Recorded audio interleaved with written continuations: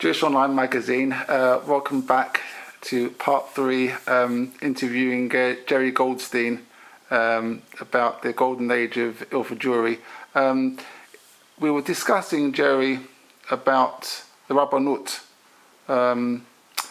and it has been suggested by a number of sources, Jerry, that maybe some of the Rabbanut sat on the fence and perhaps didn't give spiritual guidance to the community that they needed and wanted.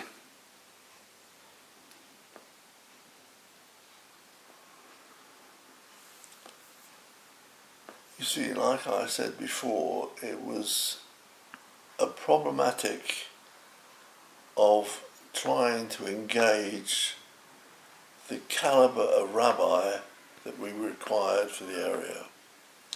Now, if we go back to Coventry Road, Federation Synagogue, you had the late Reverend Nadell, who was an inspiration to Coventry Road.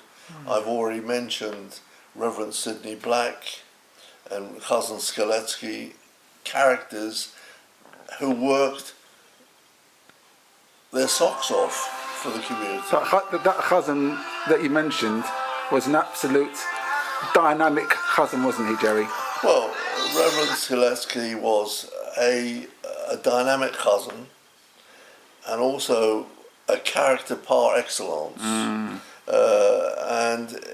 somehow or other he created warmth and a feeling of being wanted.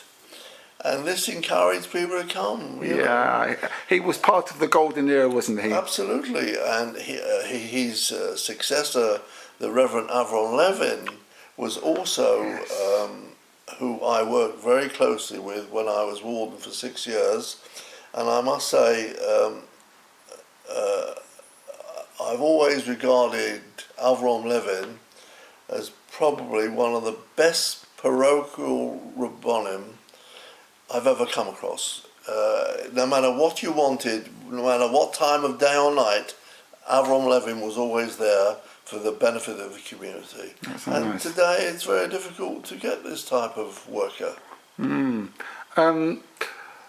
Would you say, Jerry, that the Golden Era of Ilford Jewry was in the 60s and 70s and maybe in the 80s, and then for whatever reasons, which we'll discuss in a minute, people started to move over to North London or move further out into the Essex area?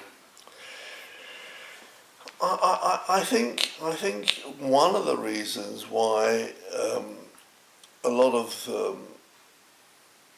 Ilford Jewry moved over to northwest London because their children were growing up and there was more for the youngsters to do over here than there was to do in Ilford.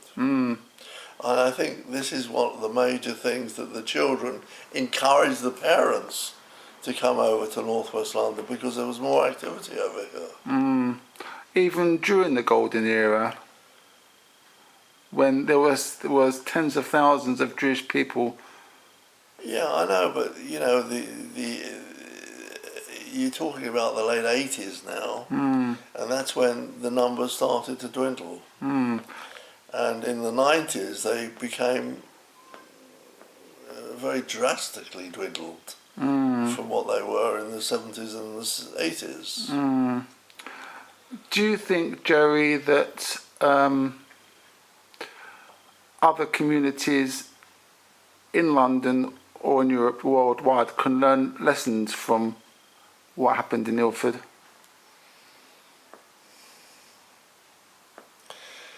Well, you know, you say learn lessons. We've spoken before about Chigwell. Now, Chigwell today is a thriving community, and it's only 3 or 4 miles from Gants Hill. Yes. Chabad is doing extremely well. Now, you say to yourself, why is this happening? Why is Beehive Lane dwindling? Why is Coventry Road dwindling? It can only be leadership. And I think Chigwell has got the leadership, which is in making it so successful.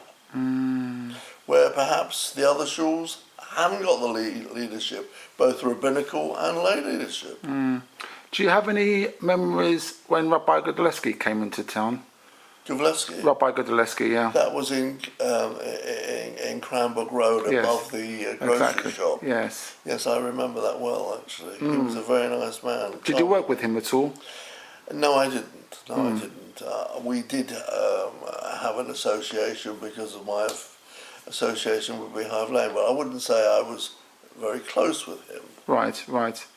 And would you say that maybe if the youngsters today are unable to settle in northwest London, for instance, because of maybe high property prices, Gants Hill, Ilford is an area that maybe they could explore and maybe the golden era could return?